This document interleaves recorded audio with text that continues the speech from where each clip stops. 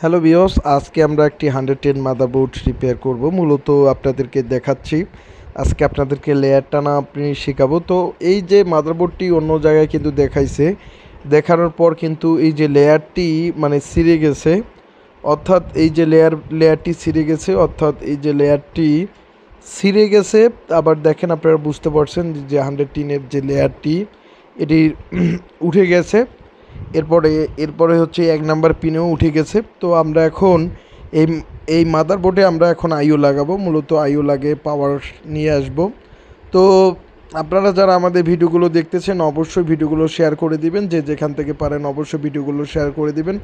আমরা সকল ধরনের মাদারবোর্ড রিপেয়ার করে থাকি। তো এখন আমরা যেই পিনটি আমাদের সমস্যা হয়েছে সেই পিনটি আমরা দেখব, যে সেই পিনটি কোথায় কোথায় ভোল্টেজ গেছে এবং কোন জায়গা থেকে লেয়ার টানি দেওয়া যাবে।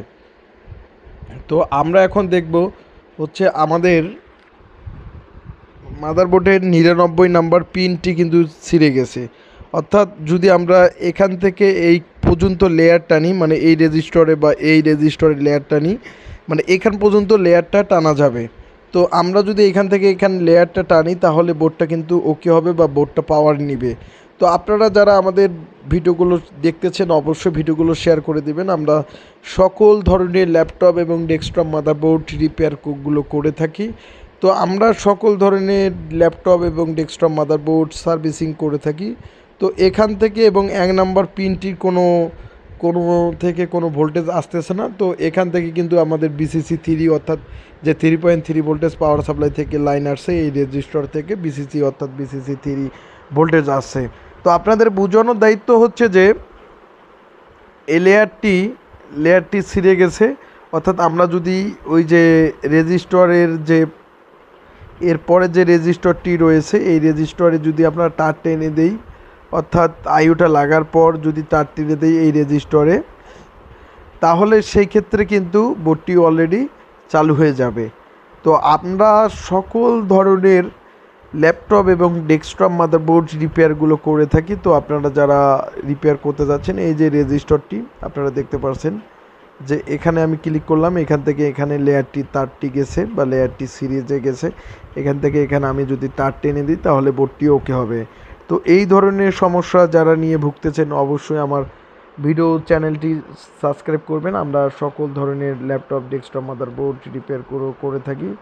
তো এখন আমি আইওটি বসাইছি, এখন আমি লেয়ারটি টানবো, আর তখন ছেলে ছিল না, তাই এখন আমি এই যে তারটি এখন টানে নেব, ছোট্ট তারটি।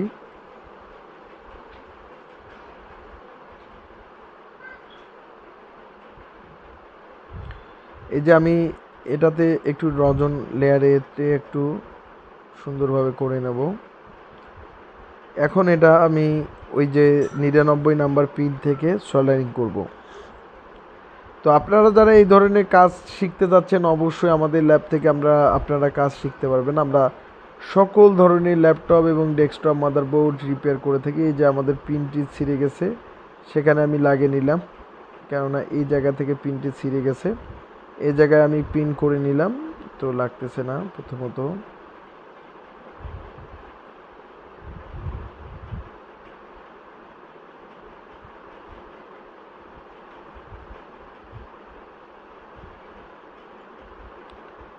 এই জায়গায় পিনটি লেয়ার করে দিয়ে আমি রেজিস্টরটি লাগিয়ে দেব। আপনারা দেখতে পাচ্ছেন যে আমি ওই রেজিস্টরে লাগিয়ে দেব। তো আপনারা যারা মাদারবোর্ড সার্ভিসিংয়ের কোর্স করতে চাচ্ছেন অবশ্যই কোর্স করতে পারবেন। এখন আমি লেয়ারটি টানে দেব।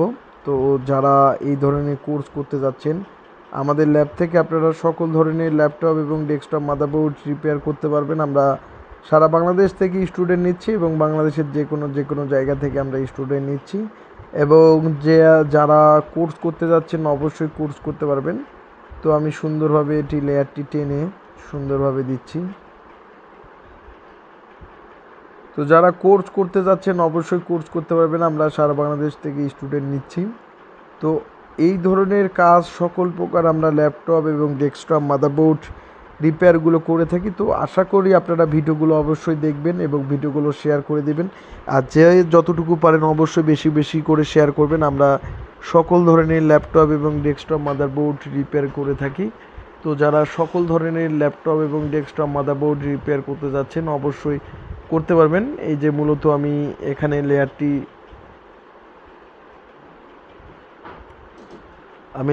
লেয়ারটি টেনে এখন সুন্দরভাবে লাগিয়ে দেব। তো বারবার দেখতেছি সোল্ডারিংটি কোনো সমস্যা হচ্ছে কিনা। তো সোল্ডারিংটির সমস্যা, এই যে আমি লেয়ারটি সুন্দরভাবে টেনে দেব।